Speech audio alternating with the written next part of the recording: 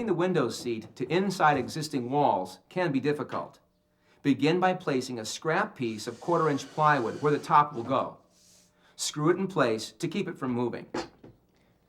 Well, there's a lot of different ways to cut and fit this top. The traditional method may be to use the compass and come along the side and scribe, and then come back to that mark onto your actual piece and transfer that line to your finished top. You could also use a square like this. Again, up against the edge, scribe alongside the edge, and then come back and mark the top that way. But if you're like me, it never seems to fail that whenever I need the compass, I can't find it, and the square becomes a little bit awkward in transferring the measurements. So I've learned a new technique. It's called a frogger. Froggers are designed to help us plot points. Make your frogger by cutting a piece of scrap stock into an irregular shape, similar to a Christmas tree. Place the frogger into the corner and carefully trace the profile. Mark all the way around it, being certain to emphasize the irregular edges. Move the frogger point 6 inches down the wall and trace the profile here as well. Continue this procedure around your pattern. The result looks like a piece of abstract art. Lay the pattern over the actual 3/4 plywood top, which should be cut slightly oversized. Place the frogger over each traced profile and mark the point location on the top. Set the first location so that there is an extra 1/8 inch for fitting the back edge of the plywood. Continue to place the frogger on each tracing, creating a series of points which establish the profile of the wall. Remove the pattern and play connect the dots. Use a straight edge set from one dot to the next adjacent dot. Mark that location and reset the straight edge to the next point. Continue in the same fashion, creating the profile of the wall.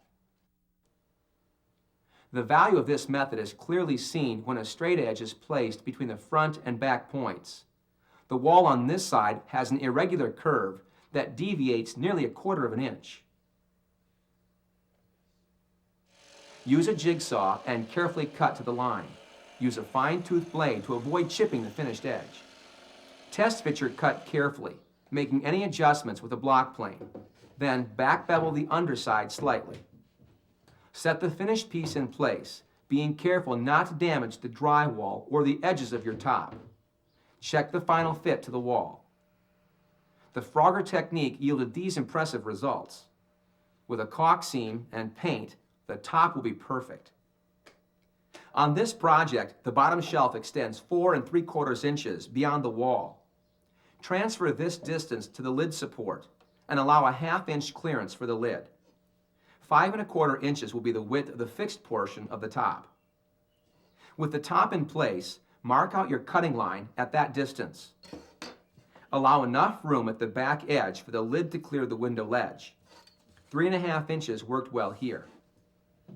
Cut the top carefully and install the fixed portion. The lid will rest on the 3/4 inch lip.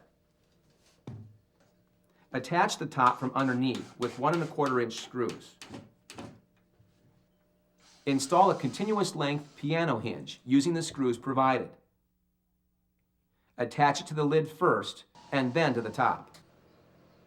Check the fit before installing all the screws. The margins at the sides should be identical and the operation smooth.